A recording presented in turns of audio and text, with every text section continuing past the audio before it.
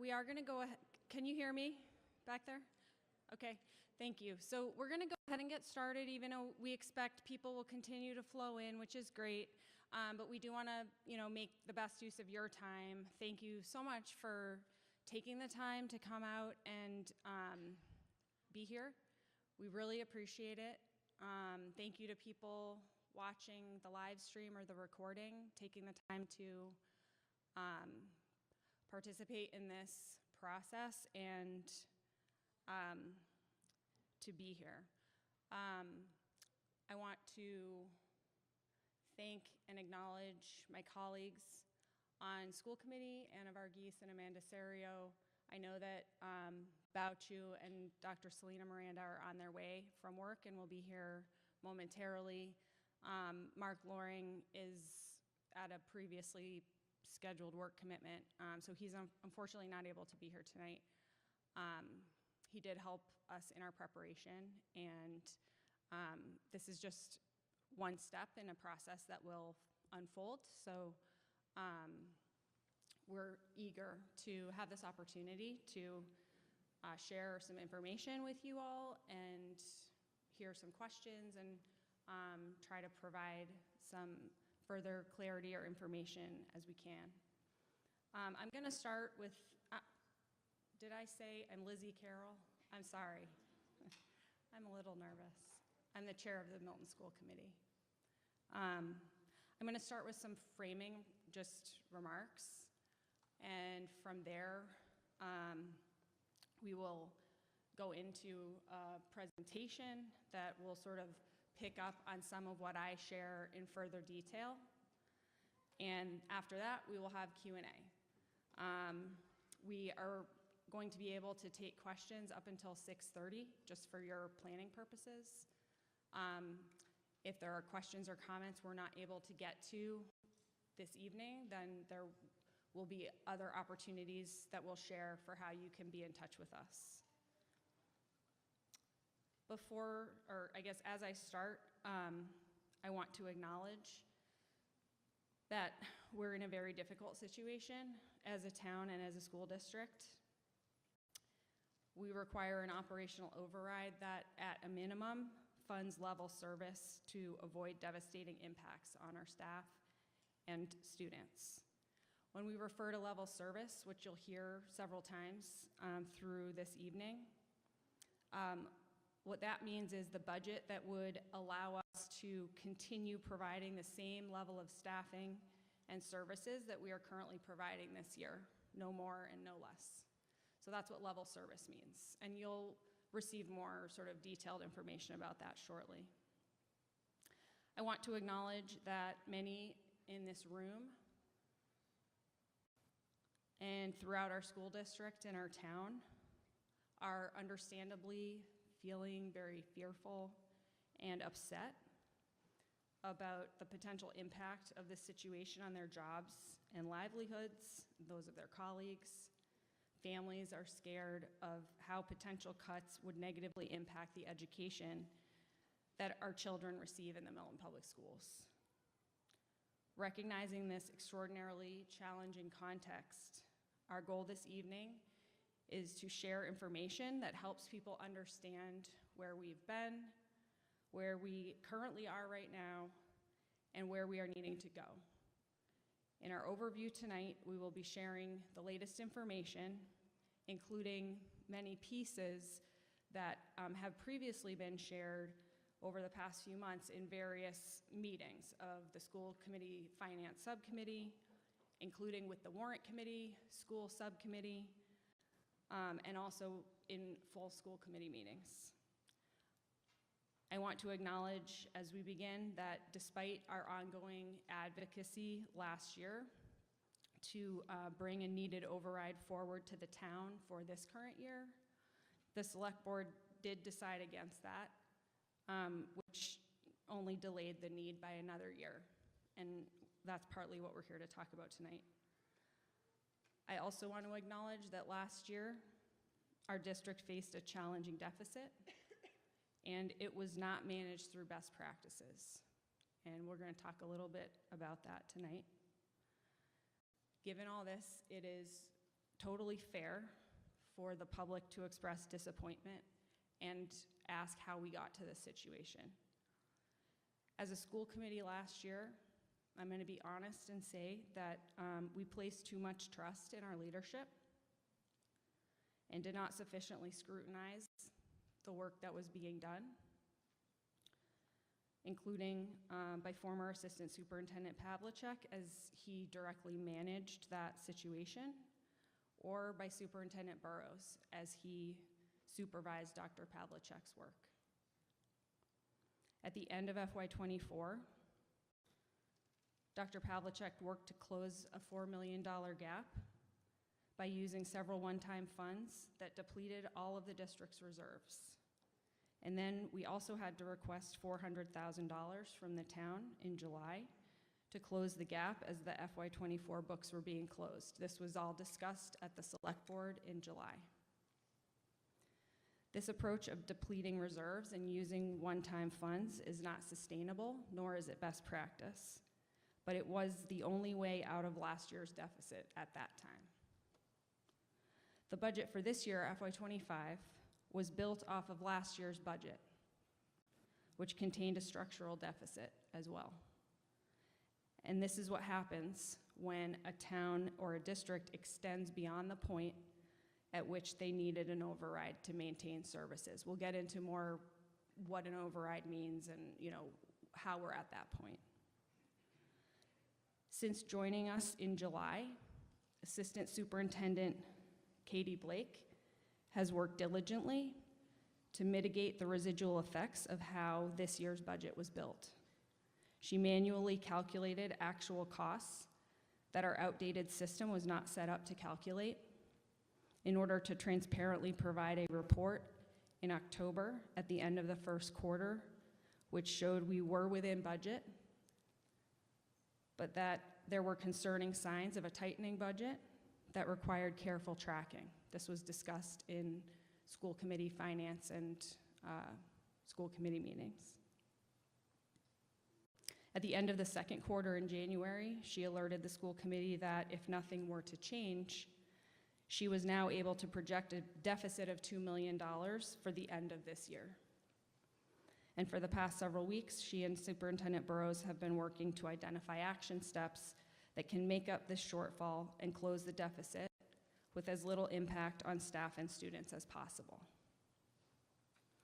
These steps include a hiring freeze, freezing non-essential purchases, utilizing rollover accounts for increased chargeback, and we'll go over that. We now have a viable plan going forward. In building our FY26 budget request, Assistant Superintendent Blake has accounted for the structural deficit that had become a strategy for getting through one year to the next. In this phase when we have been needing an operational override for multiple years. We've been discussing details of the FY26 budget request, including the need for an override, in our school committee meetings since November. Meanwhile, we do apologize for not better ensuring as a school committee that information was being more proactively shared internally by Superintendent Burrows with staff along the way to keep them directly abreast of what was being worked on and then discussed in our school committee meetings. We realize that insufficient internal communication has led to increased fear and frustration. And we commit to prioritizing our budget at our meetings and improving our checks and balances going forward. As we have discussed in our meetings, we need to work together as a community now to get an override vote that at a minimum supports maintaining level service going forward. Anything below level service will result in devastating cuts that impact our staff and students directly. It is also important to keep in mind that if we fund no more than level service, we would be unable to make additional needed investments, some of which have already been deferred for years. In preparing to close this opening framing piece, on behalf of the school committee, I want to apologize for our last meeting. We made light of the budget situation for a moment, which was totally unacceptable.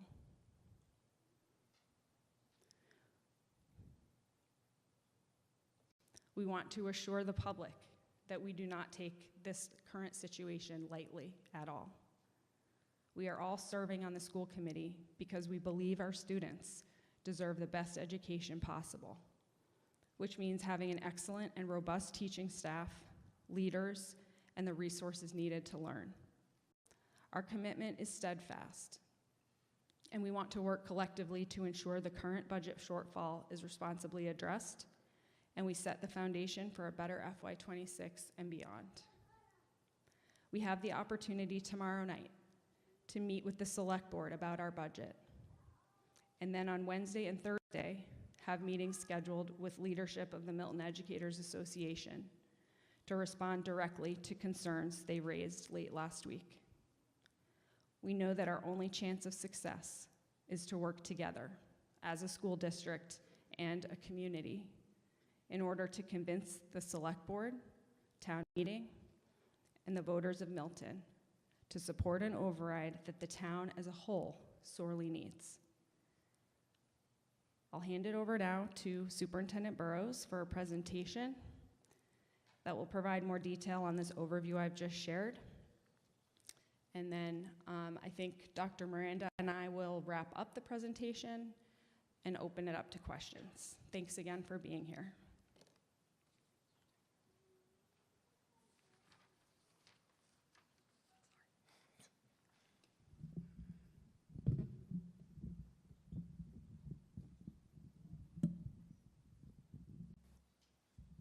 All right, thank you, Lizzie. Good evening, everyone, and thank you for being here. I'm going to be sharing a few thoughts before I dig into the slides. I'm going to be talking a little bit about FY24, what happened last year, talk about this year, and then look ahead to next year, and look forward to providing some light to the budget work that we've been doing. Since July, as Lizzie mentioned, when we discovered that our expenditures exceeded our reserve accounts, we have been working to get our focus squarely on getting on stable ground in the midst of our town's financial reality of a delayed override to fund our schools. I understand that many of you are just entering this conversation and that we're in a different place than we were last year when we were discussing an override. As Lizzie mentioned, I want to apologize to all of you for not bringing you into this conversation sooner, as my focus has been squarely on working with school committee, town administration, and select board. So, blind spot. Here is our agenda for this evening that I just mentioned.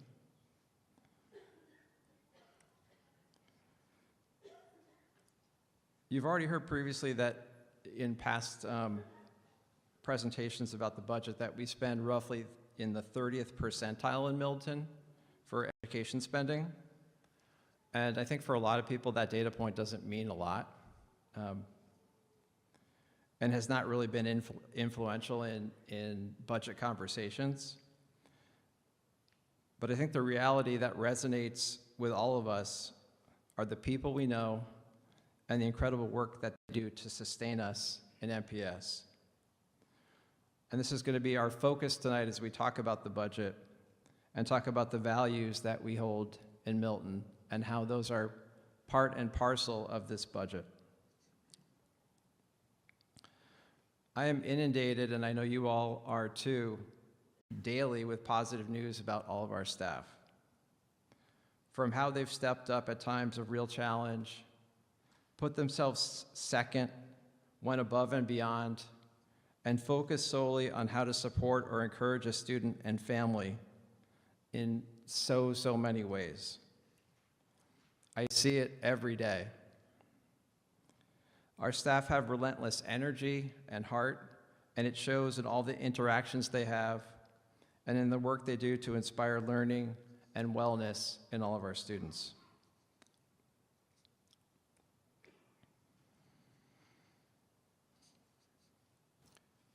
we need to fund our mission. The fiscal pressure here in Milton, which has built over the past years and now requires a significant level service override, is driven by cost increases that are significantly outpacing Massachusetts' funding formula. It's critical that as we look ahead, we collectively harness this reality to share with our entire community the absolute necessity of supporting schools, our staff, and our students. Our current financial reality has very real impacts to staff and students, and it's impossible to quantify or express just how impactful the work is of each employee within Milton Public Schools. Spending time in our schools is to see this impact on a granular level, and is this force that fills this auditorium this evening.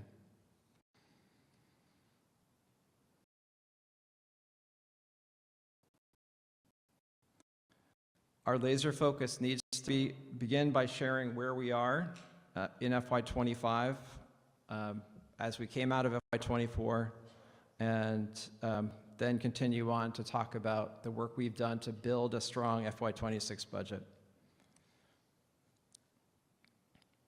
So as I mentioned in July, we closed out our books, and around the middle of July, we discovered that as we were kind of compiling all the last costs from the fiscal year, we were outstripping the reserve accounts that we had. Those costs were primarily related to special education, but were also due to other line items. I do want to say here, as a little note here, that these are really important services, and when I say special ed services, it's not something to talk about in a have-to way. It's in a need to and a positive way. So I just want to put that out there as we talk about costs. So I mentioned reserves. So for us to close and we use these reserves every year when costs go up and go down, we had to use all of these one-time reserve funds at the end of last year to close our budget.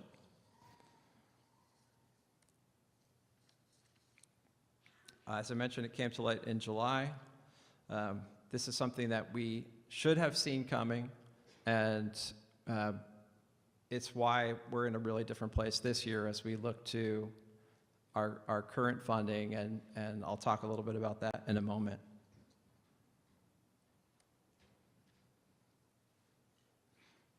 So FY25, currently we have a structural deficit, which means some of the line items that were built off of either actuals or hopefuls in FY23, which is, that this budget was built in the fall of 23. Those line items weren't high enough, weren't large enough to predict the increase in costs, and there are a few areas that we are struggling with that deficit in this current year. Special ed transportation is one, bridge line, and utilities. A projected deficit means as we look to the end of the year, and I know there was some confusion, and I think some of us were potentially using words interchangeably. So the projected deficit, again, at the end of the year, what we project our ending fund balance to be. So last year, this whole list was up there, right, where we used all these funds. In this year, we don't have access to all of these funds, so we're having to be more creative in getting this deficit closed. These are things we're currently doing to close the current FY25. FY, means fiscal year.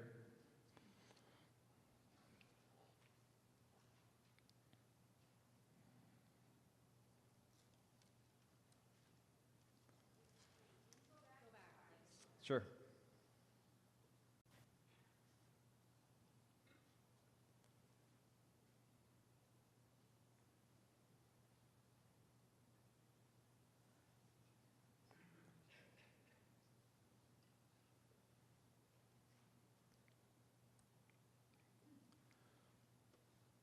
So last year, as Lizzie mentioned, we were engaged with the town in talking about the need for an override. The town decided to use free cash, which to fund general fund charges. And so we are now in a position of an operational override. And there are different kinds of overrides. There has been a little bit of confusion because last year there was to spend more than the cap that's imposed by Proposition 2.5 to fund all of the needs of the school district.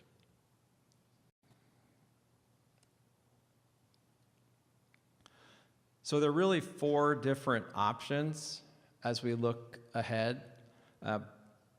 There's obviously a no override. There is an override that provides partial funding.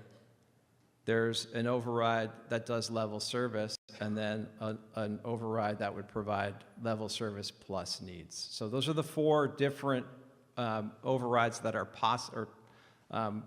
options, and 3 of them are overrides. 1 is no override. And I'll talk about kind of what those mean in a second. Yeah, that's coming. Thank you. So no override budget, we just get the standard increase from the town. We are still working with the town to figure out what that number will be. It's a percentage increase on our budget. So that's something we are engaged with town administration right now to get that number so that we know what that would be. So for example, the select board decides we're going for an override, it's going to be this big. If that override passes, we get that funding. If the override doesn't pass, we go back to this no override minimum level of funding.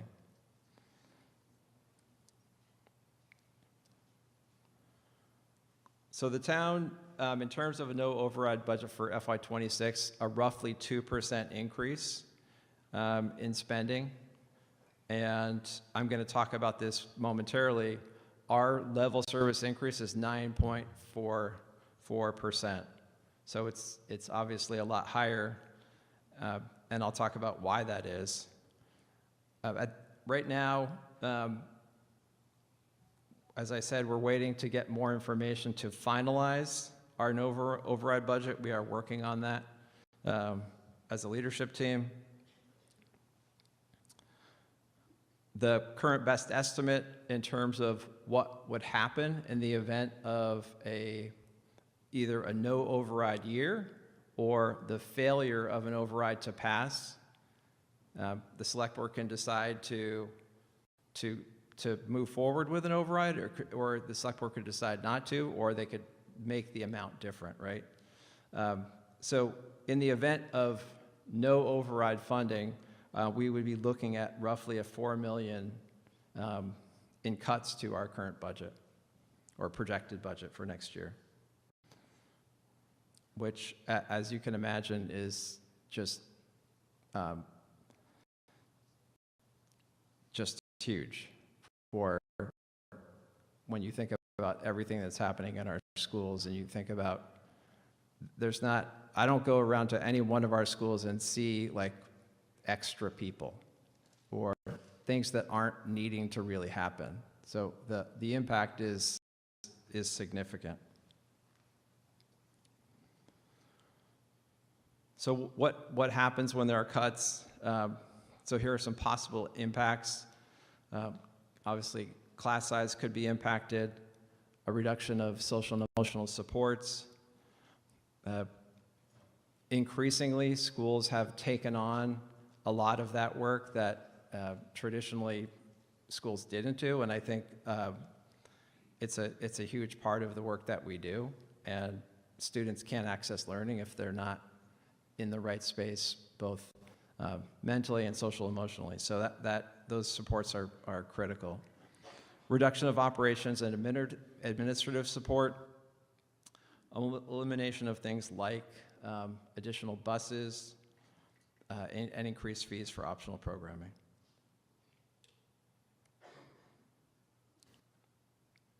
So a partially funded budget is that override I talked about, which is not up to level service, but a little bit more. And, the final line here, it will cost us more taxes to get less services. Meaning we're not taking what we're doing this year and moving it forward to next year.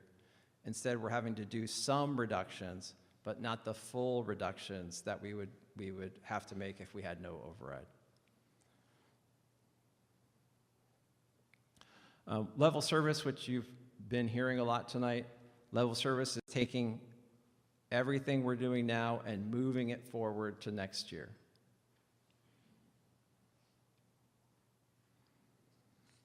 So here's our level service budget for FY26.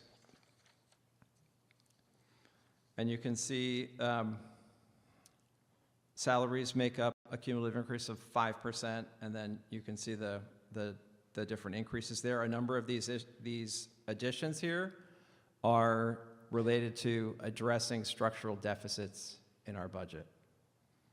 So the percentages are higher than they would be in a normal year. Of course, some of that is pending, what's happening in terms of costs, like with special ed transportation that I mentioned before. Like market-wise, that number has climbed for all districts.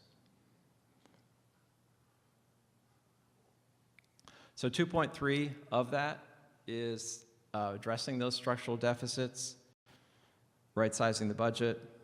3.7 are those salary increases, and then the reserves, which I mentioned earlier, which we have depleted, we now have to replenish. And so there's $800,000 to replenish those reserves.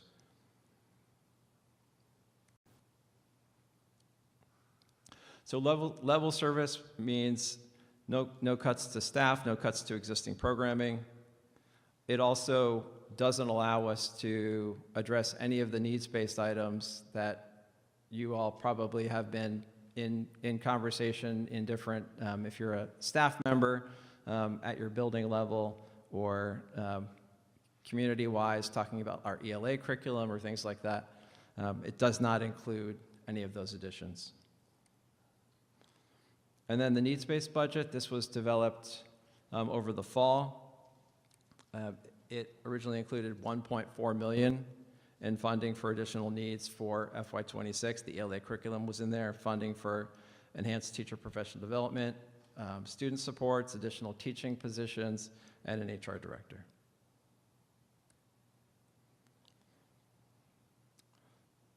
And I think it's clear a needs-based budget helps to expand, to address need, to for some of these things, one-time needs like that ELA curriculum. It's a greater cost this year with an override, a town-wide override that is so high. A needs-based budget looks a little bit different.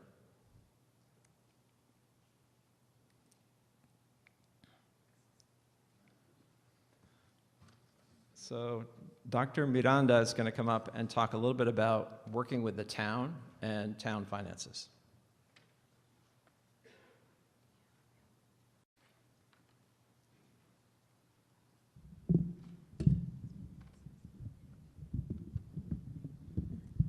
All right, technical difficulties here. So definitely want to talk to you about the FY26 budget and looking at the override, right? Why is the override necessary? And why is it so large? As you heard already, state and local inflation has averaged 4% per year since Milton's last override. And one thing to note is that the override, it's not simply to fund schools. It's also to fund other town services. Now, we also have had a historical use of free cash and one-time funds by Milton to cover recurring costs, which has led to a structural deficit. Now, the Select Board has also made a decision, and that is to forego overrides to appropriately fund the town over the past 14 years. we have had one override.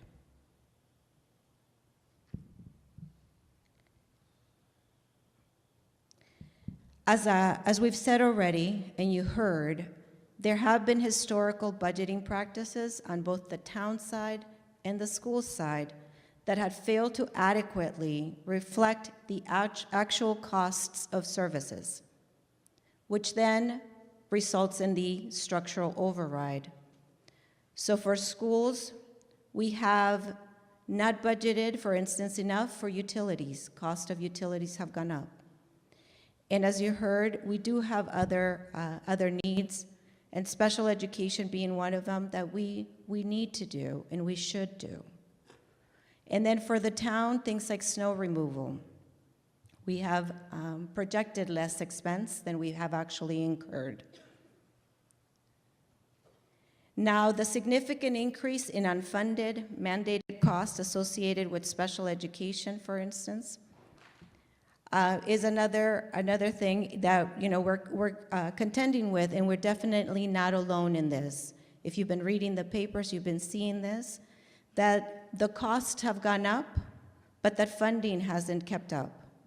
In fact, it's been shrinking from 40% funding to 14.7% today. And now I will have Lizzie come back. Thanks, Selena. So this is just the kind of last part of the presentation, and then we'll kind of segue into your questions. We wanted to end this presentation part with like a little bit of regrounding in our values as a district and how that relates to our budget. A school district's budget should be a reflection of its values, of its mission, of its priorities, which in our case have been identified through an implementation plan, an action plan. And so one should want to see alignment between the budget and the work that a district has set out to do. Something that I've been thinking about a lot, and I think we're all on different levels thinking about, is, what kind of town is Milton? These are just some of the ways that we think about it. We think we're a town that values education and invests in our students. We think we're a town that takes care of our most vulnerable. We value the skilled employees who provide excellent services through our schools and other departments. And we provide a high quality of life for our residents, and as residents, we expect that living in Milton. We pay for that too. I mean, that's why that's what we're here kind of talking about. We have a high quality of life. I think we're the best town there is. We're next to Boston. We've got the Blue Hills. Don't get me started. I'm sure we all moved here for different reasons or chose to stay here for different reasons. But as we also talked about in the beginning, we have a strong mission as a school district, and that's to educate, challenge, and empower all of our students to be productive, caring, and contributing members of society. And in order to do that, we need to be investing in that work. I want to share just next steps of this process that, this evening is one part of. So here are some of the things that are underway and will continue to unfold. As you heard about, there's ongoing work to close the current projected deficit for this current year, FY25, so that we can end the year on budget. And that is being done with a laser focus on trying to limit impact to students and staff as much as possible. We are going to continue to partner with the select board as a school committee and a district leadership team with the town administration to establish a clear no override budget number. Dr. Burrows spoke about that. We need that number from the town in order to move forward with necessary planning in the event that we do not have an override, either because the select board opts not to put one on the ballot, or it gets on the ballot and the town votes it down. We're going to continue to partner with the select board to establish a clear override budget number if we are having an override. That's something we'll be discussing at much more length with the select board tomorrow night. So if you're interested in that particular topic, please tune in. The meeting's at the Council on Aging at 7 p.m. You can also join that as a hybrid meeting. And that is for the portion of their agenda that is pertaining to the school budget, it's a joint meeting with the school committee. So we will be there. A quorum of the members of the school committee will be there to engage in that discussion with them.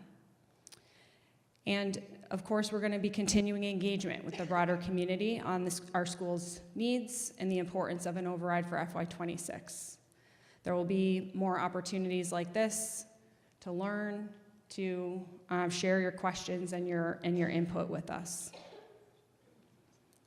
It's really important that we move forward together. That is how we will be successful for the good of our students, staff, schools, and the town. We need to work cooperatively. We're thinking about that as a school committee. We're committed to working with our colleagues across the town to move forward. And as I said, we'll continue to seek input from our key stakeholders, our staff, families, and others in the community. These are some upcoming public meeting dates that I just want to make you aware of. So as we've mentioned, we'll be at Select Board tomorrow night. We're working on scheduling additional public forums like this after vacation. Our next full school committee meeting, regular meeting, is on February 26th. Our normal meetings take place in the TV studio here across the lobby, and they're always hybrid, so you can always participate by Zoom. You can watch them on Milton Access TV. We do always have public comment at our meetings. We are in the process of scheduling additional warrant committee meetings. We had a meeting Friday. I don't know what day it is. Friday was our last meeting of the finance subcommittee with the warrant school subcommittee. So those are underway. And we will be having on March 5th another regular school committee meeting, but that will include our annual planned budget hearing, which is another opportunity to come and ask questions and share input. All of this work is leading up to the May town meeting, which is scheduled for May 5th and usually extends for several nights. You can just see here that our finance committee meetings happen every other week or so, and our school committee meetings are usually the first and third Wednesdays of the month, unless there's like a vacation that might move that. All of our meetings are open to the public, and we welcome your attendance and participation in public comment. So with that, we have a little more than 45 minutes to take your questions. We are looking forward and just hoping to have a good, respectful discussion now. I do understand, as I said in the beginning, this is a very difficult topic. It naturally brings out strong emotions. We all have a lot at stake. So we understand that, and let's try to have a respectful discourse about it. We hope the Q&A portion can provide further clarity. You can feel free to ask clarifying questions about any of the information that was shared or other things that are on your mind. And the last thing I'll just say, logistics, is if you're interested in speaking, we just ask that you come forward, take a seat like in the front row, and when it's your turn, you can just step to one or the other of these mics at the front of the room. Please introduce yourself for the public record, and share your comment and or your question with us. Please be concise as possible so that we can try to hear from as many people as possible.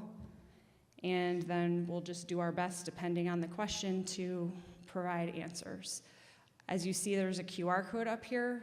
If you're not the type of person who wants to stand up and ask a question, please still send us your question. You can scan the QR code and it will take you to a Google form where you can enter a question or input that you would like to share with us. You can always email us also, and there's the school committee's email address as well as Dr. Burrows. If we run out of time and there are still people who want to ask questions, then definitely please use the QR code to share your questions with us, and also stay tuned for. Do I have to wait? No, can I just go? Hi, my name is Dr. Ayana Quinones. I live at 1 Kaler Ave in the Tucker neighborhood. I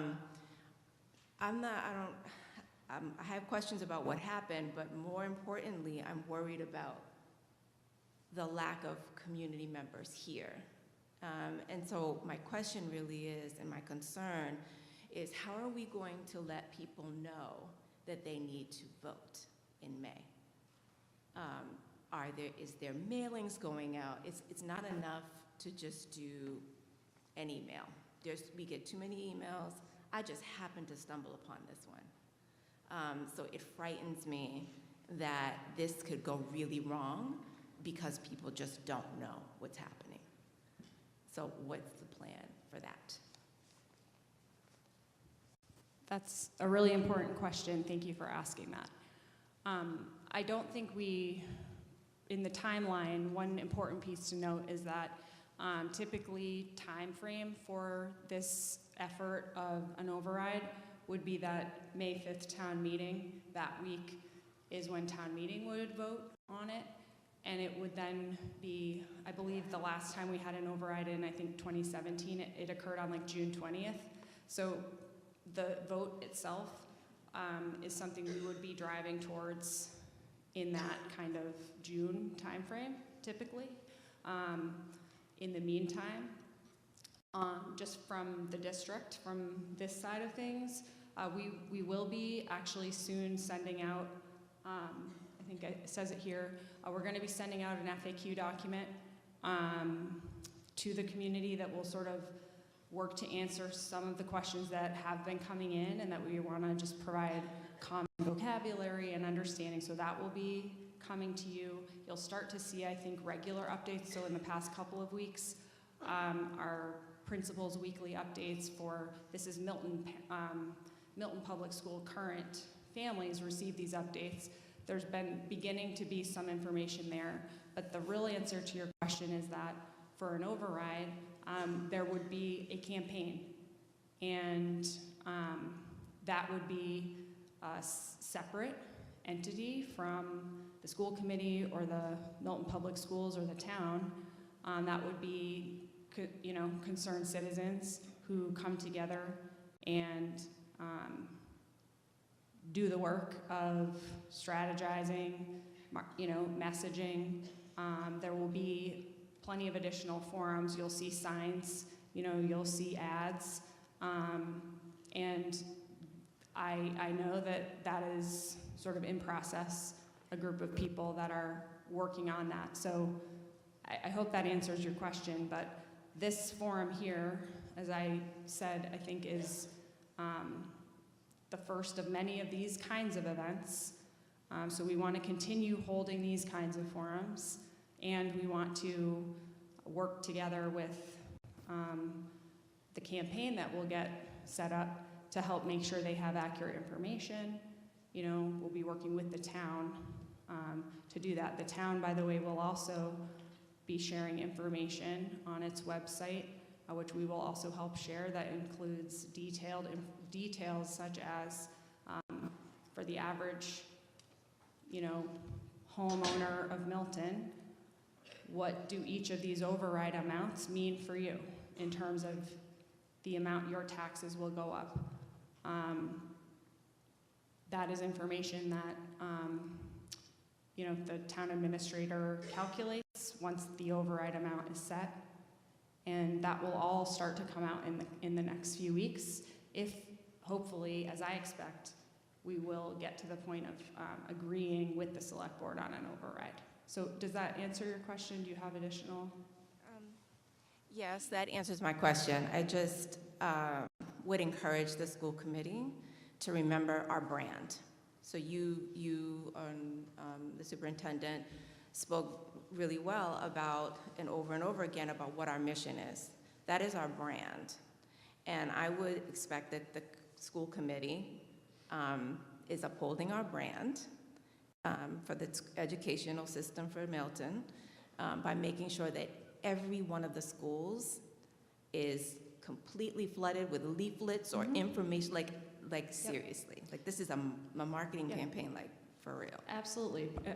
That's great feedback, and I totally agree. And part of it will include working with PTOs to get information out, and yes, that I think you'll start to see in these next few weeks that will ramp up.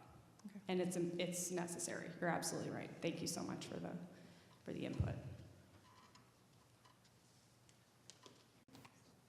So I think people, we can use both mics, and I think people were lining up in the order that they were arriving, so I'll just kind of trust you all to work together to make sure you can all be heard. Hi, my name's Christian Amaral. I'm father of 2 daughters here in the schools. And Dr. Burrows, you mentioned earlier that we fall in the 30th percentile of funding for schools. And sort of picking up on your comment about the brand, the previous speaker, one of the things that we purport to feel is really important in Milton is our schools. It's a big part of why people come to live in Milton, and that number just seems crazy to me. So I wondered if you could speak to what other benchmark communities are funding, schools that we don't compare ourselves to and schools that we do, or communities, I should say. Yeah, it ranges. The state average is 21 something. We're around 18 to something around that. So yeah, we've been in the 30th percentile for quite a long time. I think that's a pretty consistent number. One of our challenges here is lack of commercial property, which puts more pressure on residential property rates. But yeah, when we look at our DART districts, which are what the Department of DESE compares us to, we are lower than most of them. I think we're higher than one of those. That's 8 districts. So we are not spending, and it's something that I think is something we talk about every year. Someone was mentioning in a conversation to me last week, which is why I mentioned it, that they were saying they don't think people really understand what that means. It's not hitting. What hits for people is what they care about, and what they care about is their teacher, they care about their school, they care about those kinds of things. So that's I think, as we're thinking about a marketing campaign and thinking about how do we really communicate this, those are the things that we're kind of trying to think about now, and getting less kind of in the numbers and more in the impact and the people. Yeah.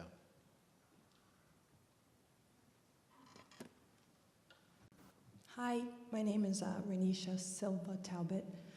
I have 2 kids here in the school system. I am also on the PTO at my school.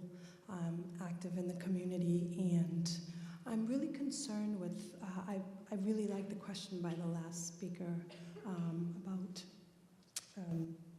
how we're going to get the word out. I'm surprised by the lack of people in here.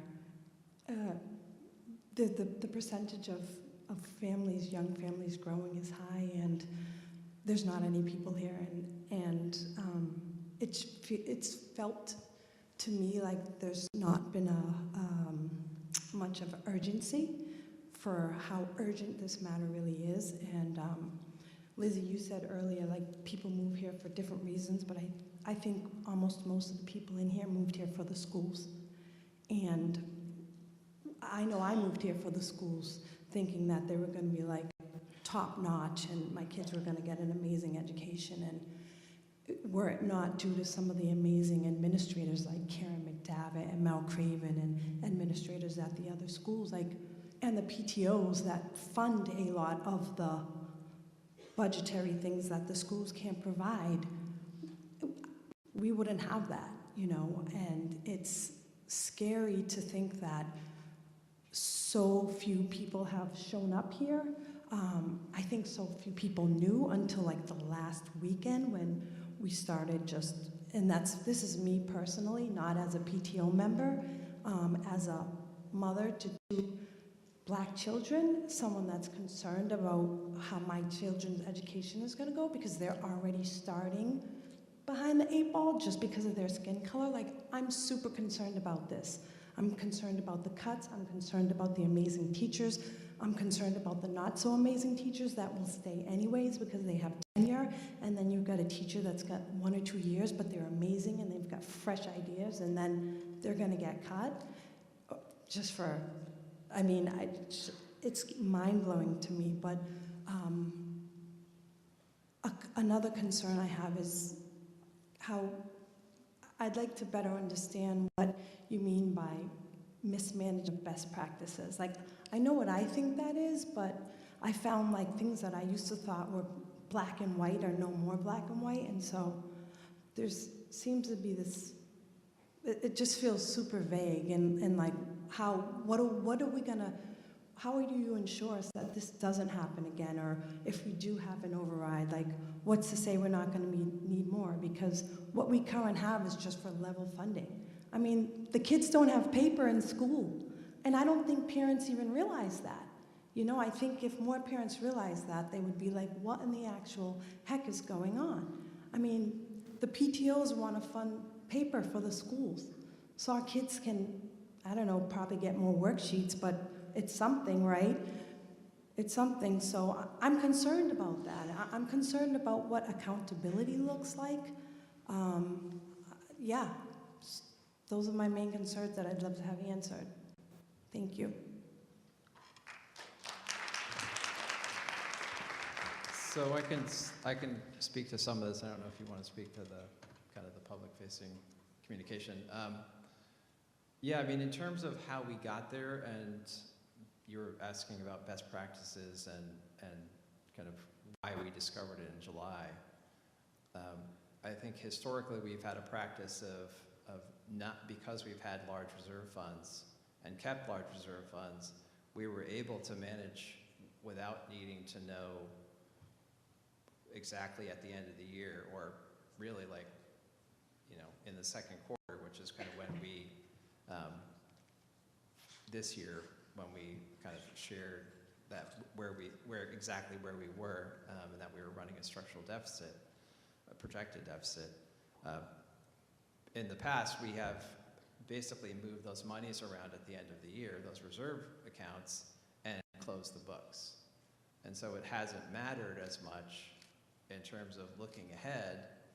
And what caught us in 2024 was the fact that some of our costs, and I mentioned a few of those costs, some of those costs just skyrocketed from previously. And so that approach was not able to respond to those increases in costs, which were not in the magnitude of, like, instead of 3%, they went up by 4%. They were like exponentially going up. And so that is essentially what happened. What is different right now is we have a new assistant superintendent who is doing an amazing job at being sure that the numbers that we look at on those quarterly reports are precise. We know exactly where we are. We do have or have had an issue with our software program in terms of being able to predict salaries to the end of the year. And so that's something that Katie Blake did manually to be able to look at and see and get a better sense of where we are. So we have changed those things, and we are putting in systems so that they're here. So I think it's all of that is a positive. The not positive part is the challenge of responding to FY24 and not having known it was coming. It doesn't necessarily mean that those funds that we expended, and again, they were mostly special education services, that money would have been spent anyway, but we would have known about it sooner, and then we could have been engaged sooner. And I think that was the big disconnect in FY24.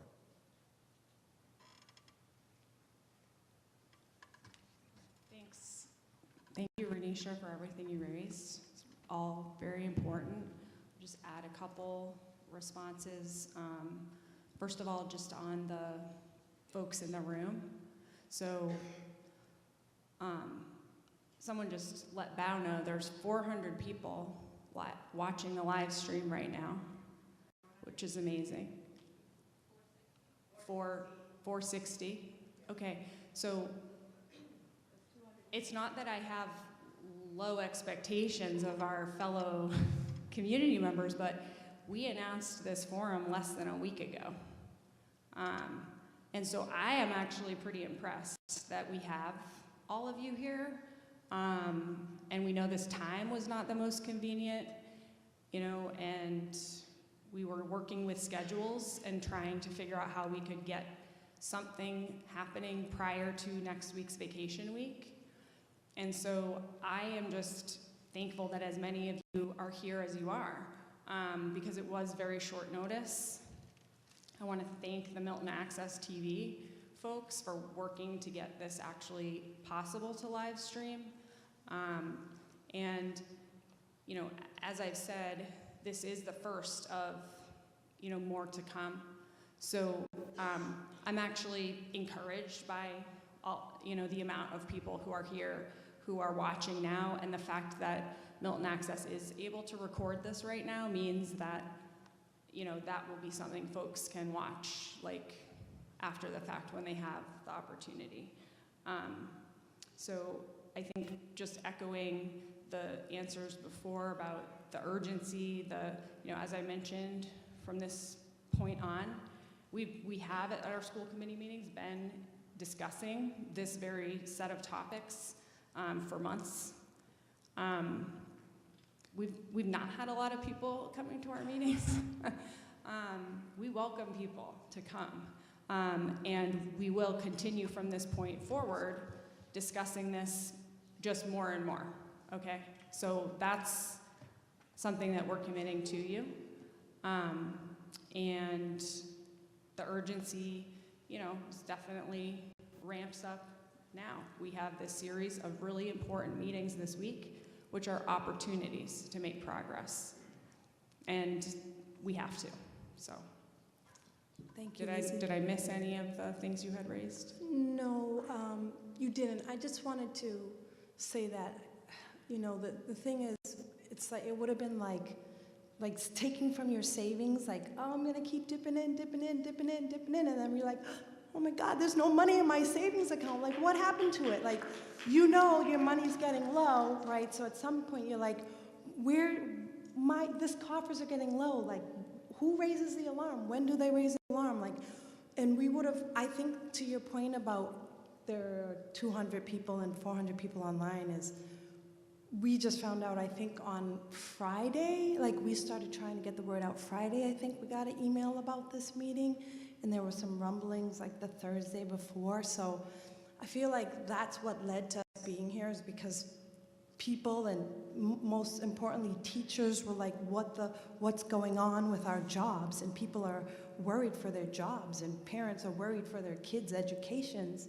So I appreciate that you all are, being transparent. I do also wonder what that transparency is going to look like with Glenn Pavlicek. If we knew that this was happening and he was just running amok, basically, and now he doesn't have to take any accountability for it since he's not in this as the finance director anymore. But that's my only other comment. Thank you both for your time.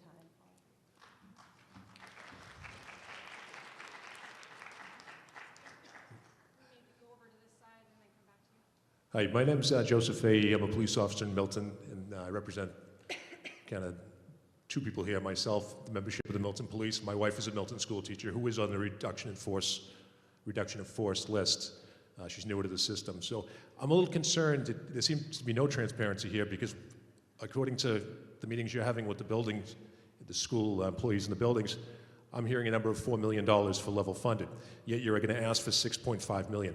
It seems you're not able to really manage the money well here now. To ask for $6.5 million is ludicrous. I haven't heard you people talk about the number of jobs that are going to be cut between teachers, police, fire, DPW. You're saying to the staff that you're looking at 60 plus. That's just teachers. You're going to lose police, you're going to lose fire and DPW. For you to ask for $2.5 million more than the level funding is outrageous. You're never going to pass an override. And I don't know where you're coming up. You're going to $6.5 million to the staff. Then you're increasing it. You're saying it's $9.5 million for a town-wide override. No other department is in this situation. If any other department head were in this situation, they'd be fired. You heard not one time have you talked about jobs. Talk about the people in their jobs that might get your override passed. But the way you're doing it now is ridiculous. And as for the amount of people that show up at a meeting, you schedule a meeting at 5 p.m. That's impossible for most people to make. You have to have a little more common sense. But if you're going to ask for $6.5 million, you're going to have a lot of unemployed people. Good luck with it. You should stick to level funding.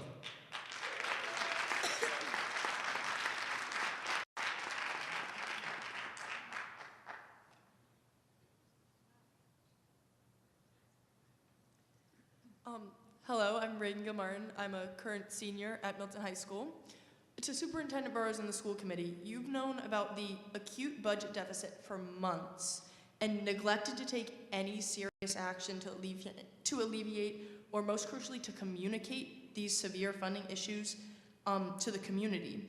Despite admitting that the deficit was foreshadowed by FY24 and 25, which should have given apt notice to begin crafting action steps. As a current student, I just want to know why it has taken so long to identify, communicate, and begin taking action to solve these appalling budget shortfalls, and how on earth we as a community are supposed to trust any future action you take, considering your incredible lack of transparency.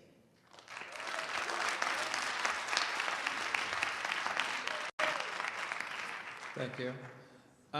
In terms of coming out of 24 and going into FY25, I worked closely with our assistant superintendent, and we knew at the beginning of the summer as we started to look at this year that it would be a hard year. So I totally agree that we saw the potential for a structural deficit coming. In terms of responding to that, the first thing we started to do was to work to basically live within budgets, meaning throughout the school year, there are many, many requests that come into the business office. And it's very challenging because they're all immediate needs, they're right-of-way needs. So the first thing we did to respond to that so that this budget didn't grow was to essentially push back requests and make sure that an approval process was in place so that people weren't just able to kind of spend money without that kind of check and balance in place. As we got to Q1, we talked about can we project a deficit or not? And we did not. On our first quarter report, which is public record, you can see we did not project a deficit at that time. Between Q1 and Q2, which was in January, we did, and we did share that. And between Q1 and Q2, we started to look at what can we do as we saw that coming. What can we do to start to trim down and basically bring funds back, especially on some of those line items that, as I mentioned, those 3 line items this year, the special ed transportation, the sub coverage, and the utilities, which you can't really do anything about. So we are now, as you can see, we shared the work that we're doing to close that. We are continuing to work on that, and are looking at kind of all avenues to figure out how to close the year strong and then be in a strong position next year. The challenge in a school year budget is that most positions, for example, 81% of our budget are people. Those people, most of them have contracts which go through for the entire year. So we won't riff, it's called. Riffing is when a position is cut. We don't cut positions mid-year for most staff members. So that's kind of. Why is it so hard to forecast then? If you have a contract and you know what the cost is going to be for the whole year, why is it so difficult for you to know between Q1 and Q2 whether to project the budget deficit? Katie, do you want to respond to that?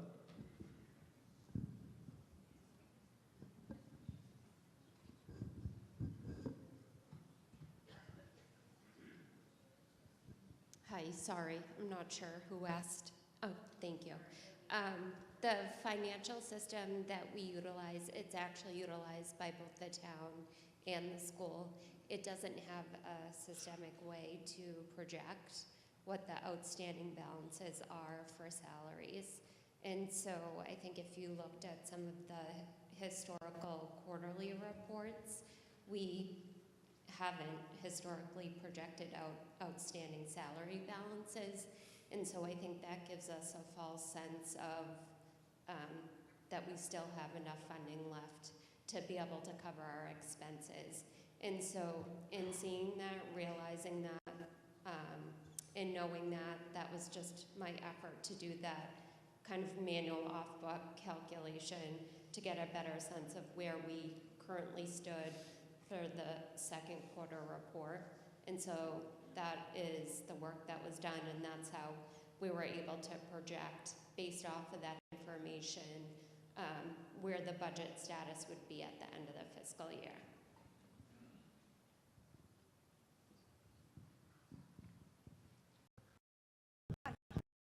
My name is Rena Dennehy. I am a mom of 5 children, 4 of whom meeting member asked Glenn Pavlicek why in the warrant the school budget is one number. That town meeting member was told that it is a very confusing document, much too difficult to understand. And if anyone would like to see it, they can come to Kyle Road and ask for it. That town meeting member is now a school committee member. Maybe the reason people do not come to these meetings and ask questions is because we have been gaslit for years regarding the budget. In 2018, the budget for schools was $47.655 million. Now you're asking for $76 million. That is approximately a 54% increase.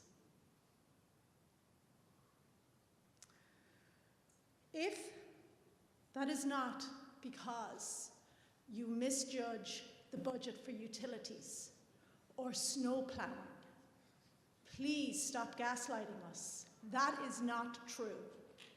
You have over-budgeted. If you had increased by 3%, like other town departments, your budget this year would be $60,365,928. You're $14 million above 3%. Stop gaslighting us. Start budgeting correctly. Take care of our children. Take care of our children and the staff, please. And I implore everyone, please join town meeting. We need fiscal moderates and fiscal conservatives. It is not representative of the town as it is right now.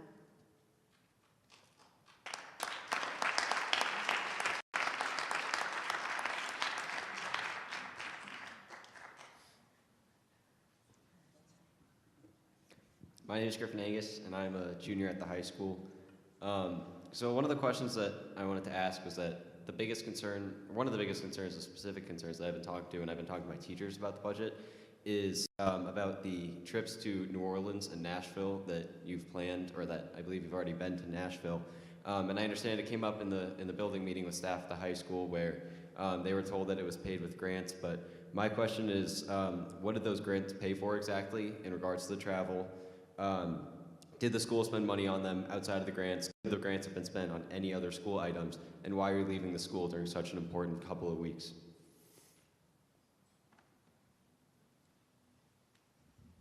So I did go to Nashville for a superintendent training.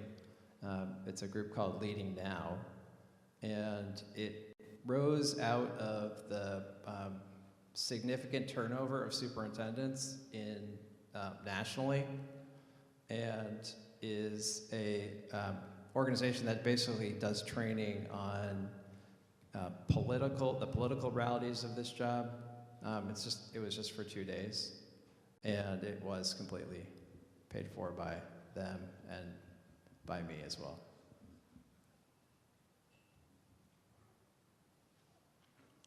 Hi, good evening. My name is Kimberlyn Jones. I'm actually new to Milton, like 6 weeks new, but not new to education. I've had the privilege of working at the local, state, and federal in the past administration in education. And my question is really based off, again, having been here 6 weeks and the meeting about 20 minutes, it's interesting to hear already about budgeting practices and protocol, but more importantly, I'm wondering the likelihood from the 3 numbers that you shared tonight, the likelihood that I and these other lovely people will be back in this auditorium the same time next year.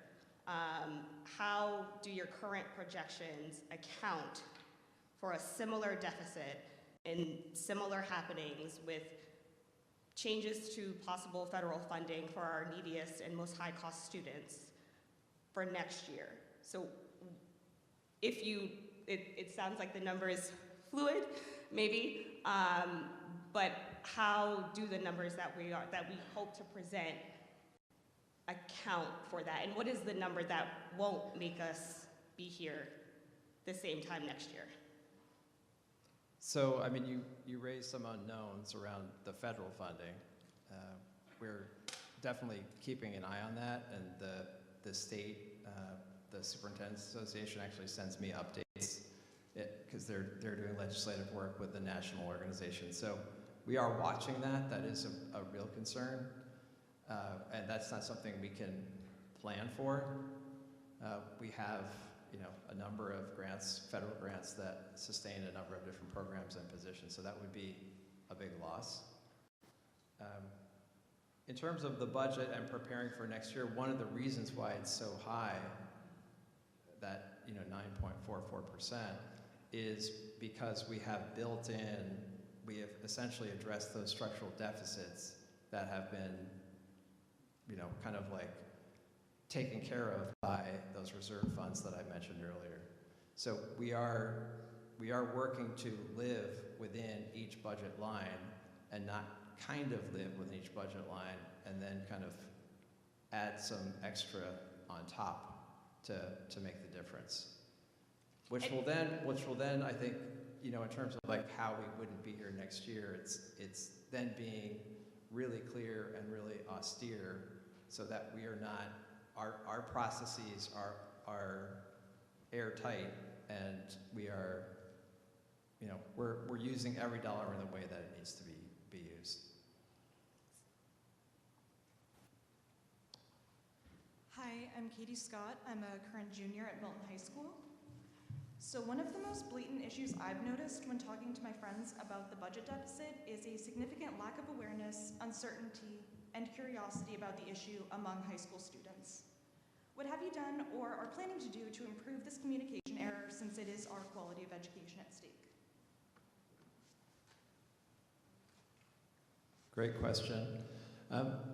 This actually came up, we have student representatives to the school committee, and when we were planning with them at the start of the year, we said one of the best things for you all to do, we talked about a couple things that they could engage in. One was talking about cell phones, and I believe a survey went out or is going out. Has it gone out yet? From students? No? Okay. They completed it, they said. I guess it hasn't gone out yet, but that should be going out to all Milton High School students. We also talked about engaging them to engage other students, because I think it's, for students to understand this, it's better for students to be leading that too.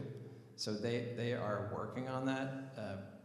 Bao Chu, who is over here, meets with me and the students on Friday mornings once a month.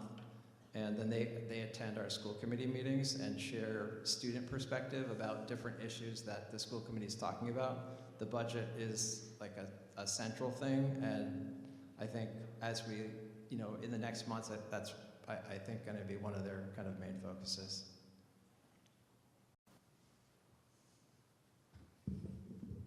My name is Bill Mullen, and I have 2 grandchildren in the high school. One of them is a great-grandchild. I've had my 2 daughters went to Milton High. I went to Milton High, and my wife did. So I have a long-term investment in the public schools of Milton. And historically, we have had a lot of overrides, and a lot of support from this town. It has not always been easy, I think, for the community to come forward, but usually it always has. My question is this.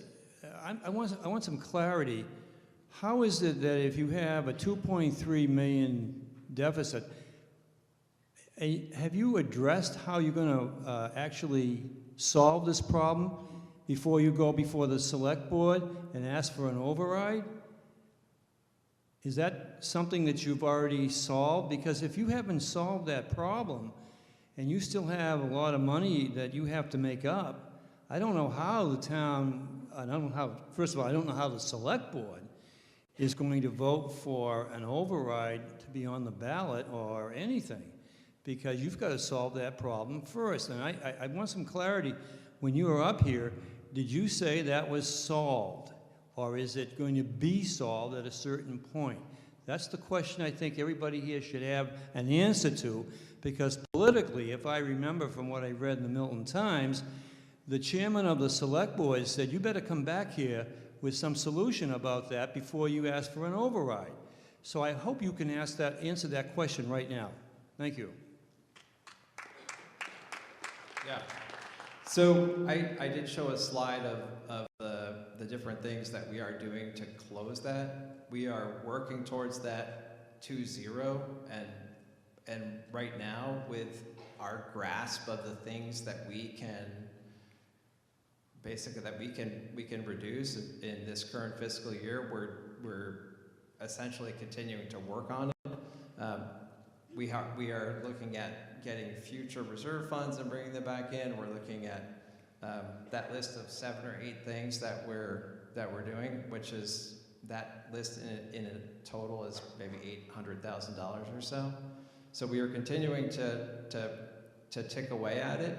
I think the challenge that we face, and the thing that I feel pretty strongly, is I don't want to impact, like, looking at what's happening in the spring for students and the student experience. Like, there are things that you maybe could cut, but you really shouldn't cut. But how are you going to present this to the select board? It seems like, from my impression, I may be entirely wrong, that the select board would want some type of resolution of this particular issue before they move ahead on addressing the override. What I'm saying is, you have an obstacle. Yep. What you said is you're trying to address it, but I don't have any kind of clarity as to when you're going to address it and how you're going to address it. That's the problem. That is the problem, and we're seeking that clarity. We don't have that clarity yet.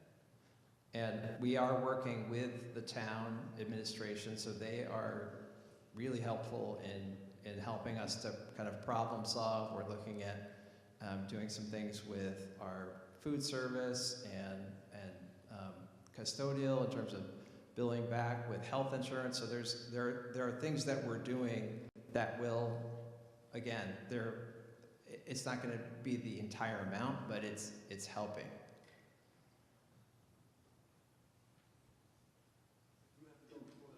I know. Yep.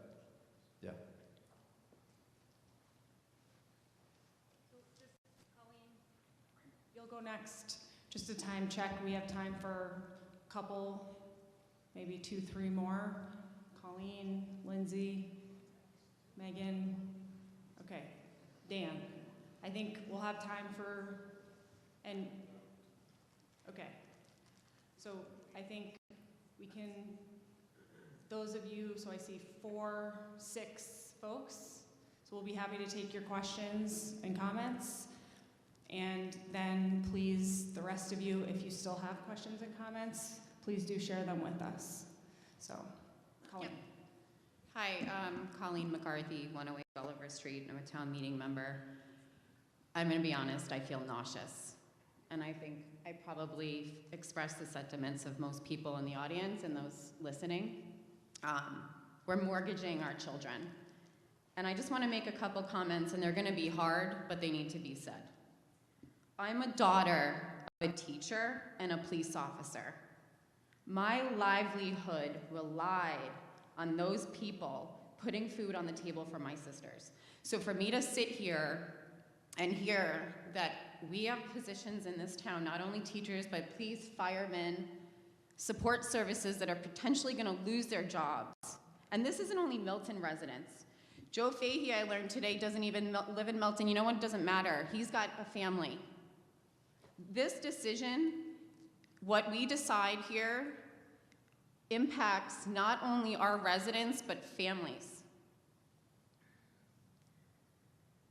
I'm going to also say a hard thing. This wasn't discovered 7 months ago.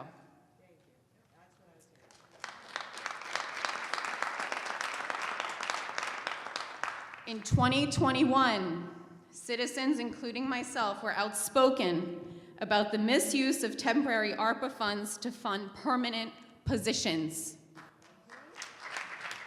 I was told in a meeting, a subcommittee meeting, myself and one other mom was in attendance, another SPED mother, and I know she's here today and I'm not gonna call her out. I was told SPED is fine, Colleen. Is SPED fine, guys? No. Special education and critical intervention was not one that this SPED mom felt to be a priority as part of your strategic planning, and certainly not a part of the strategic pillars and strategy of the school committee the past 5 years. Now we are acknowledging SPED is a rising number. We spend $6 million on out-of-district placement as a school district. Why? Couldn't we have tackled some of these early intervention positions early on 5 years ago? Maybe we wouldn't have the SPED concerns and rise that we have today.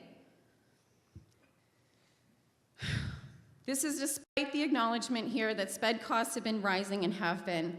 There are people who have been advocating, like myself, for a prioritization of an ELA curriculum to be reevaluated for 5 years. Now, all of a sudden, it's a need-based priority. I've spoken to some of the school committee members in parking lots about this issue, 5 years later. And Superintendent Burrows, I appreciate your leadership, but this predates you. And I am disheartened to know that we got up and blamed people.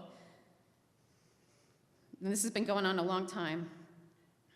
Here's another really hard thing that I'm going to have to say. We are 100% in this position because of the distrust of our residents due to a political powder keg and lack of transparency the last 5 years by our school board.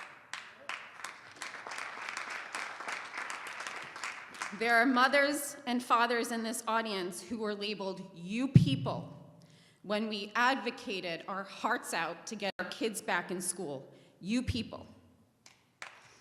I think the community deserves to see a line-by-line itemization to the budget. I also would like to understand how top-heavy we are and who all got raises. Why is Glenn Pavlicek still employed as the Director of Human Resources? And what exactly has his role been over the last 5 years? He was someone in that subcommittee meeting who moved ARPA money around, and one of my friends said, "Who are we, Bernie Madoff? Guys, come on. We're moving money around here, okay?" If this software for budgeting is used town-wide, why are other departments not suffering from an unbalanced budget? If you're going to ask my family to look at our budgets line by line, I want to see yours, as Mrs. Dennehy mentioned. I'm also imploring the community to consider people with various backgrounds outside of academics to sit on our board. I'm not going to make a political play right now, but we need people with various backgrounds. If you look at the school board of the best school system in the state, Hopkinton, it is comprised of various backgrounds: engineers, business owners, people who bring a wealth of different types of knowledge, accounting, financing. I also want to commend Anna Varghese, who for 2 years has been talking and pushing for an operational override. And there's been competing interests that have gotten in the way. And I apologize, I'm emotional, but I'm sitting here as a property tax owner, really concerned that my property tax values are going to plummet. Thank you.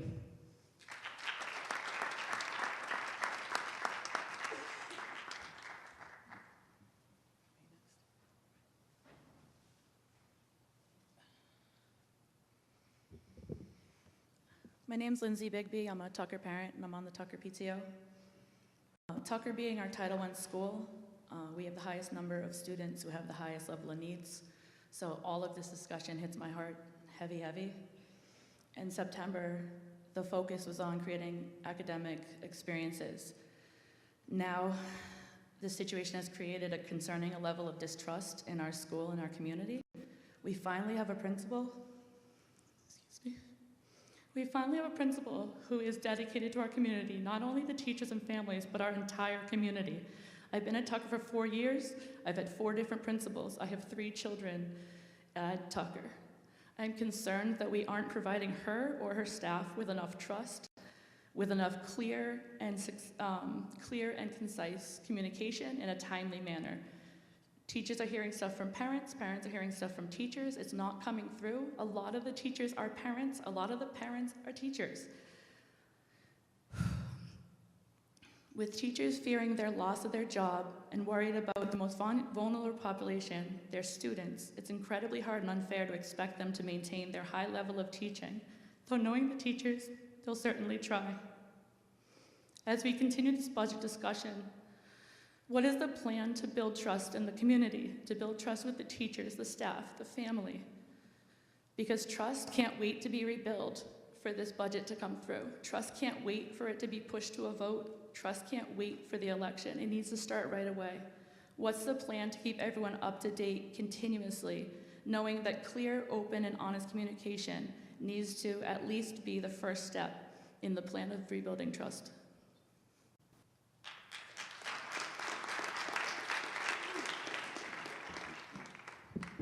Thank you. Yeah. I think it's my kind of reflection on just kind of everything that's happened over the last month or so, and kind of thinking about what I thought was being communicated versus what was being communicated, and saying things in public meetings and thinking things are out on the Milton Times, or like that things are out, and not realizing that it's really important to be with people, communicate clearly, and think ahead about what are the consistent things that people need to know. And I think that is what builds trust in both in these kinds of issues and in other issues. It's not just being open and being ready to listen and hear from other people, but it's also being proactive and taking care of people. And that is absolutely my mindset right now as we look at this really, really significant override. And I'm spending a lot of time right now with our principals as we look at building this budget together. And it's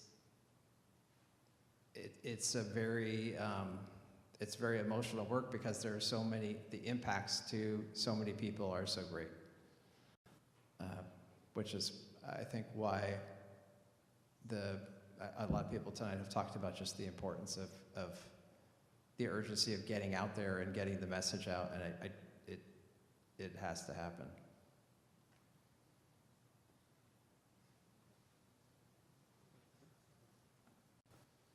Good evening, Dan O'Neill, Town Meeting Member, Precinct 9, past 3 years.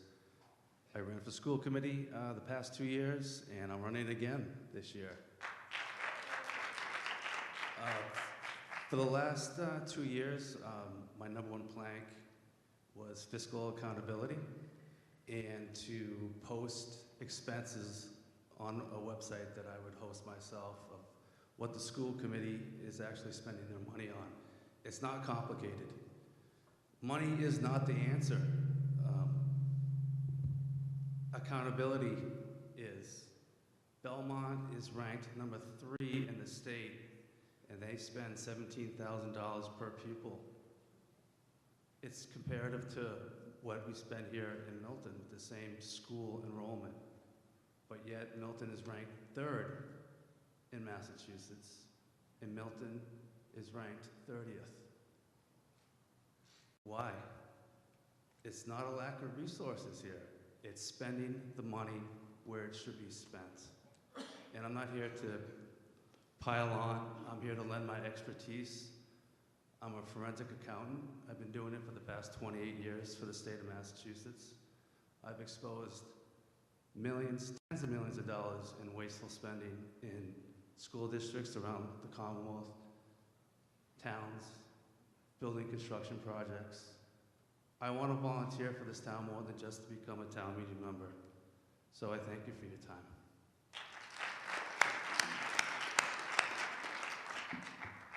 Craig Picarillo, daughter in 6th grade in Pierce. My only comment is this level of what people are calling transparency, lack of knowledge, lack of trust. The only thing that's going to bring that back is a forensic audit. Dan, forensic audit. That's what we need. You people obviously have lost your handle on how to do projections. Do you do micro projections? Every school, every department.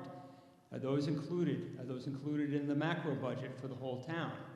That's what we need. We need an auditor to come in here, someone who's independent, who doesn't have a political agenda, who's just looking at the numbers and seeing where the money's going. That's all I have to say. Thank you. Good evening. My name is Frances Canty. I actually have the pleasure of having worked for 2 different districts. I've worked for Everett Public Schools as well as I currently work for Boston Public Schools. So I actually understand everything you're going through right now because, like you guys, oftentimes the public have hard questions and that we have to find answers to. But because I understand where you're coming from, I know when something is not my wheelhouse.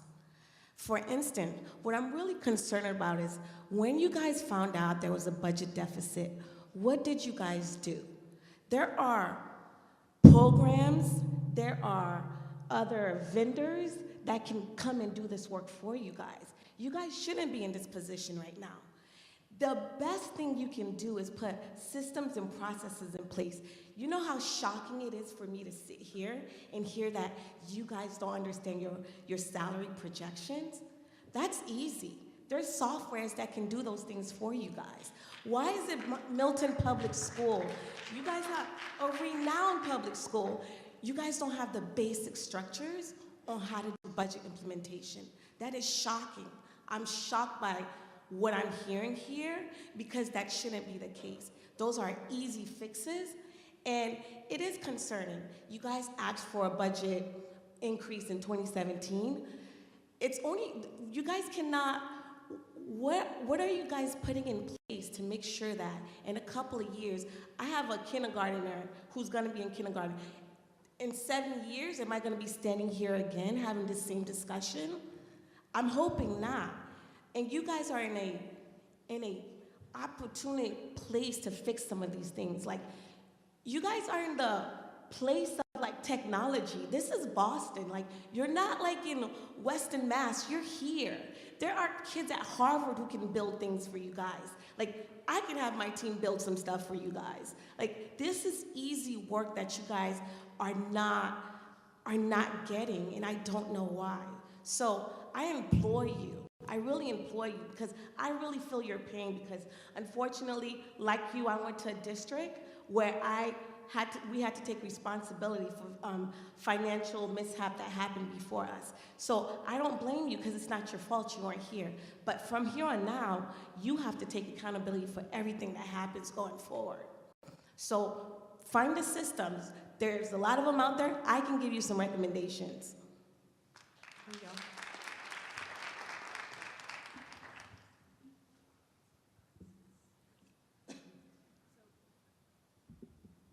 I know we have a couple more speakers. I'd like to briefly respond to what you were just saying.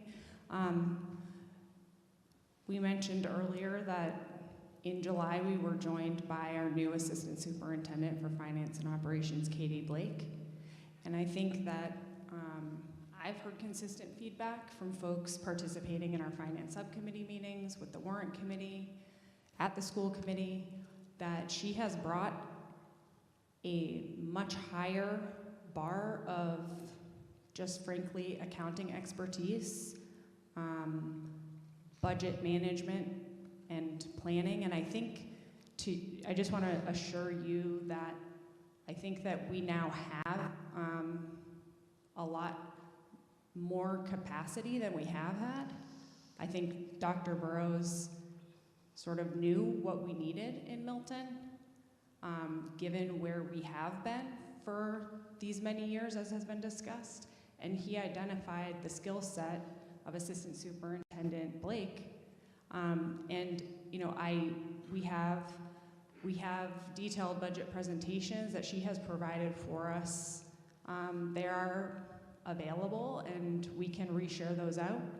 I think, as we did reference, the town as a whole continues to use some very outdated practices town-wide and systems, and I think that that's, you know, part of a conversation. But I just want to make sure that you know, and anybody here who has not yet had the opportunity to interact with Assistant Superintendent Blake, that you know, she has raised the bar, and we are benefiting tremendously from the expertise, which is why we are here mid-year now talking about the projected deficit, not in July talking about the deficit that we already have.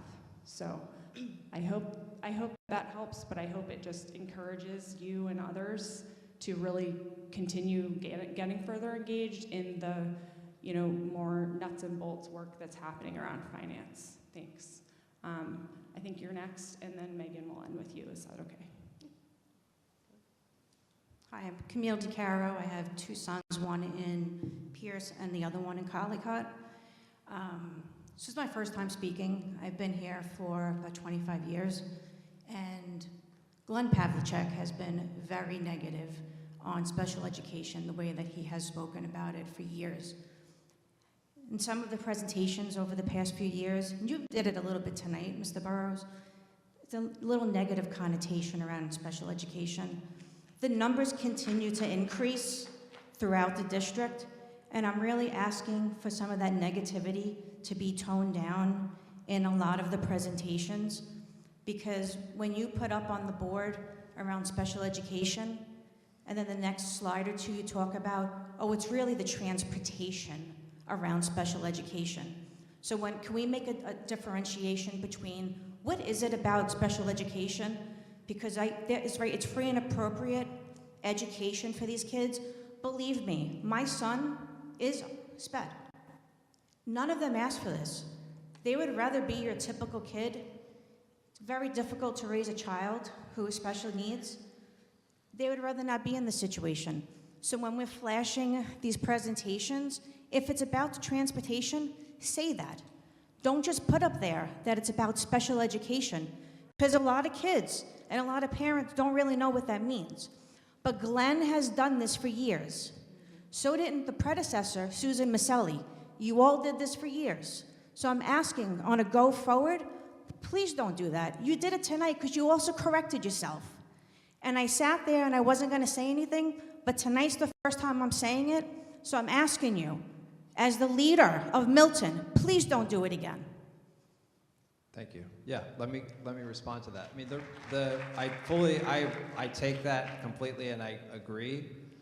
I did try to say, we had a conversation about this earlier when we were building these slides, and we said, you know, I want to provide transparency to the community in terms of where these costs are coming, but we also don't want to talk about special education costs as something that's a negative or something that is we have to, or that kind of thing where, well, it's just out of our hands, and it is a really bad way to project costs that we believe in, we care about, and that we need to commit to. And the challenge of it is those costs are the ones that have spiked the most and have the most impact on our budget. So we have to figure out, and I'm not saying I've figured this out yet, but we have to figure out how to talk about it to help people understand where the costs are, but we also can't keep pointing like, oh, the problem is special ed. The problem is not special ed. A lot of this was before you, so the transportation is one piece, but this was, honestly, my next comment was this does predate you. We haven't done a service to our children. We have pushed a lot of folks out of district. You saw it tonight on your slides, because we haven't provided the services and the needs for these kids. We've pushed them out of district, which is a lot of the reasons why those costs has risen. And you heard it from a few speakers before. We need to fix that in our district. A lot of these kids shouldn't be taken out. They're not making any friends. They don't know the kids. They don't even know who some of their friends are. They're not making the connections in their own neighborhoods. We're not doing any service to these kids by making them leave their communities. We're not helping them. We need to help them. You need to help them. Yeah. Well, and that is one of the things that we, Danielle Wetmore, who is our Director of Student Services, has lots of really great thinking around and plans around building systems and services here to keep kids in Milton. Our issue right now is space for those. But yes, and the school committee does as well. Hi, I'm Amanda. Sorry, I'm a little nervous. I'm Amanda Serio, and I'm on the school committee. And I have to say that this has been a point of contention for mine for about, I don't know, 8 years, when I sat in an override discussion, and special education costs were the only thing in red, and everything else was in black. And it was as a mom of a child who is out of district, who has been out of district for 8 years. I can completely empathize. I have a very difficult time with conversations where I feel like our kids are vilified. That's what it feels like, that we are the reason for cost overruns or for rising budgets or all of these things. And so I agree. I think we need to focus on finding ways to keep our kids in the community, because they're not part of the community if they're going to school an hour away. But we also need to be very conscious of the language that we use. These are our kids, these are our community members, these are our neighbors, and I recognize that there are costs associated with it, but I think we just have to be kind and mindful of how we talk about it, because they're our kids and they're our neighbors. So thank you for bringing up that point. I really appreciate it, and I think it's something we need to continually think about. Thank you. Hi, I'm Megan Walsh. I'm a town meeting member, Precinct 7. I have 2 children in the Boston Public Schools, Milton Public Schools, one in 7th grade at Pierce, a 9th grader here at the high school. And I come before you. Colleen actually hit a lot of my talking points. But I come here tonight as a band of parents who attended a lot of these subcommittee meetings for the finance starting in 2021. I posted something on Facebook from December of 2022 when they identified $4 million in ARPA funds that was going to hire full-time positions. Now, at that time, these parents were extremely concerned about the learning loss that our children face being out of school for an entire year. At that time, we still had not hired interventionists. The main thing that we needed, we specifically said that if we did not have interventionists, tutors, anything to address learning loss, that we would see a drastic increase in IEPs and out-of-district costs.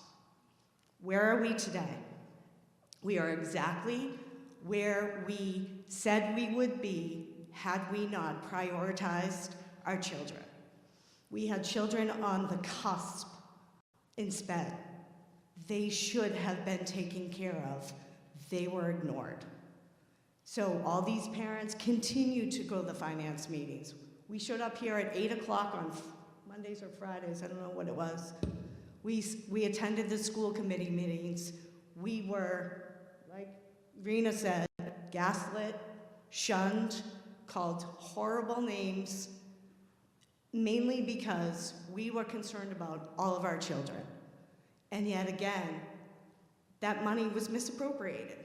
So what happened to that $4 million? Who's accounting for that? And let's just stop lying that we just found out in 2024. It's been happening every year, but we've been taking free cash, we've been taking reserves to pay for that. So 2022, we had a deficit. 2023, we had a deficit. 2024, we had a deficit. Now we don't have money, and now we're addressing it. It should have been addressed in 2021. So, shame on you. Is there any investigation as to, like, what happened with that? Why did we should never use any sort of grants, free cash to hire permanent positions. That's for one-time funding.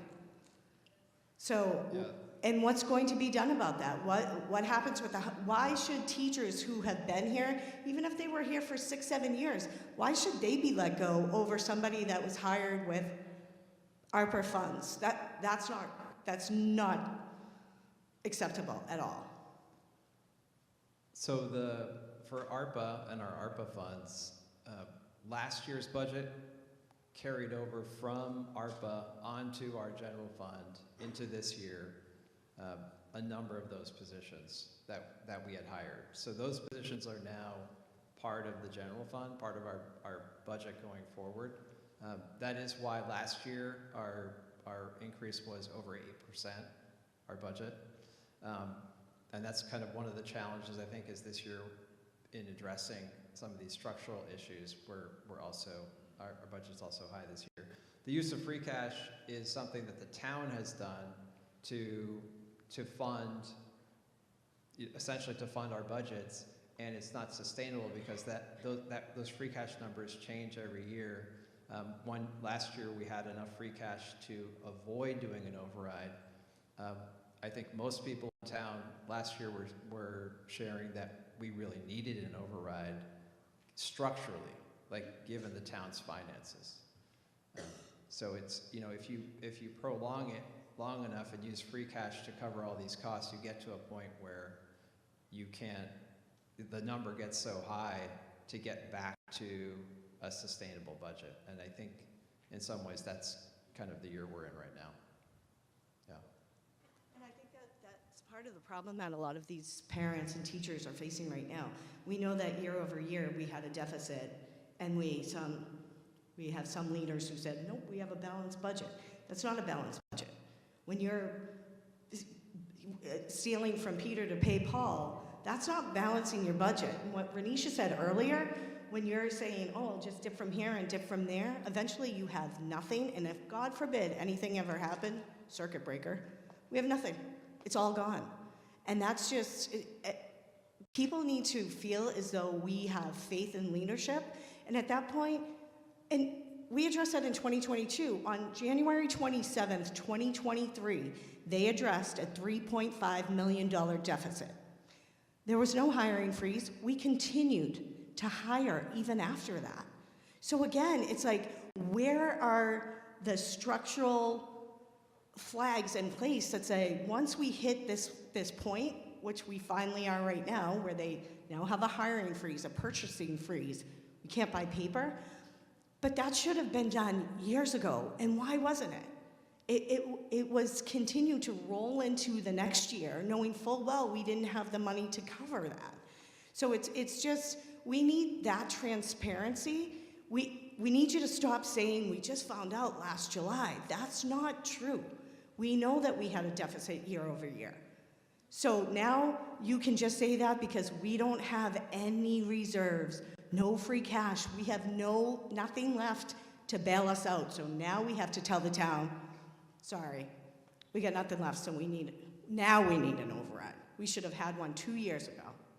It was political, and it was to put the new school ahead of anything.